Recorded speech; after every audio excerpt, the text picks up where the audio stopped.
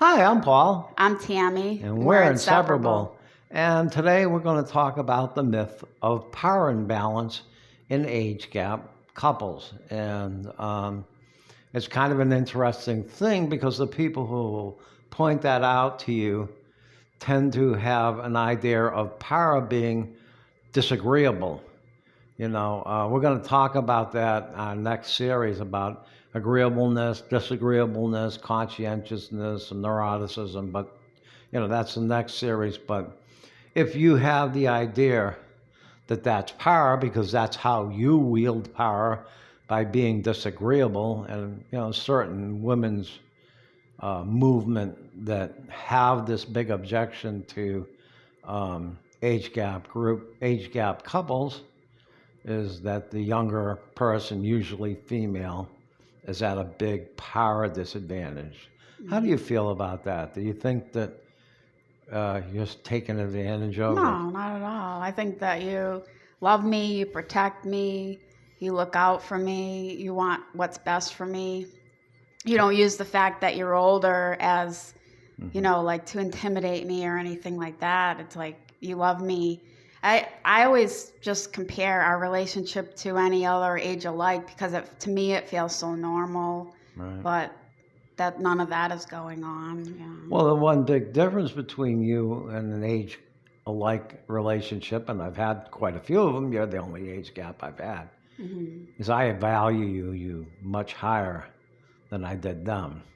And that is the true measure of power in a relationship or in an employment situation. Say if you're an employee and you're threatening to walk out the door, well, if you're valued, that's a problem. How are they going to replace you? They might try to negotiate with you. And we did it, and I think they thought it was just some kind of threat because people make threats like that. And I was going to retire, and then we ended up moving it up a few months. And then after about a month had gone by, and they called us. It was kind of interesting. You sure are you guys okay? You okay? How you doing? You're not doing so good, are you? Well, we're going to have to make a decision to replace.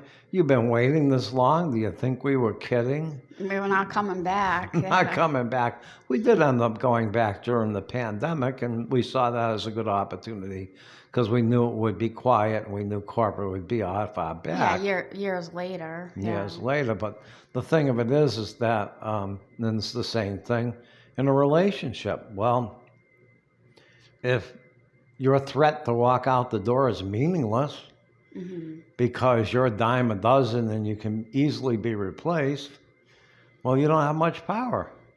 But if that threat is meaningful, if you're going to be hard to replace, and that's the thing, somebody said to me, well, when you're this relationship, well, how do you feel about it? I felt like I hit the lottery.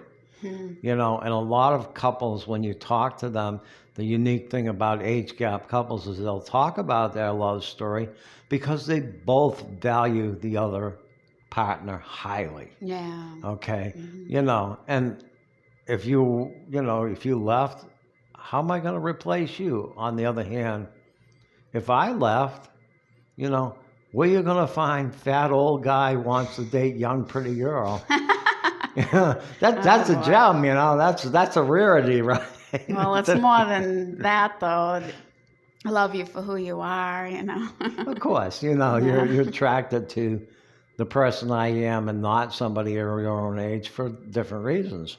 And a lot of times you're looking for that shelter that offers, and being knowing you're going to be highly valued.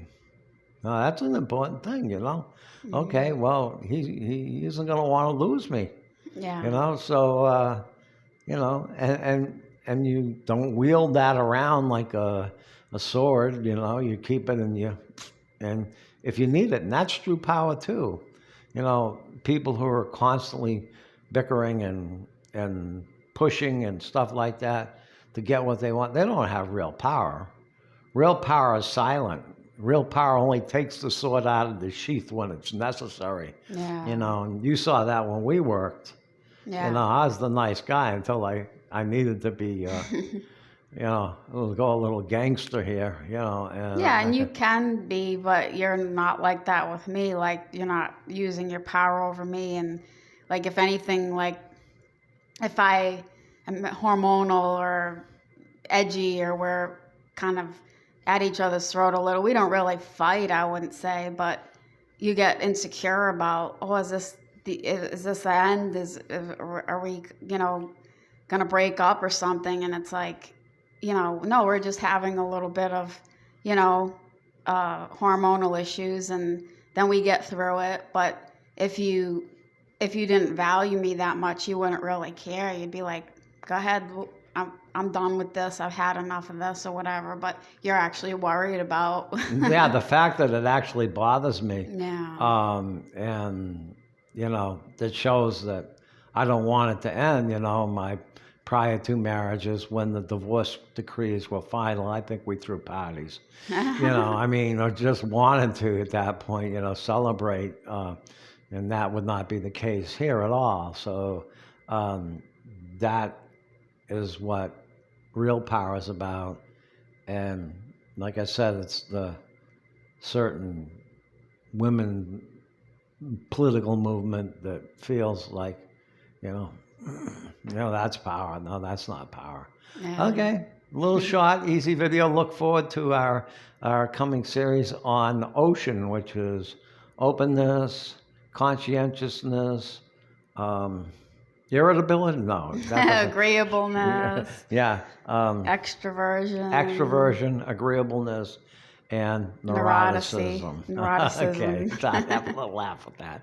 Okay, take care. God bless. We love you. Thanks for watching. Bye. Bye.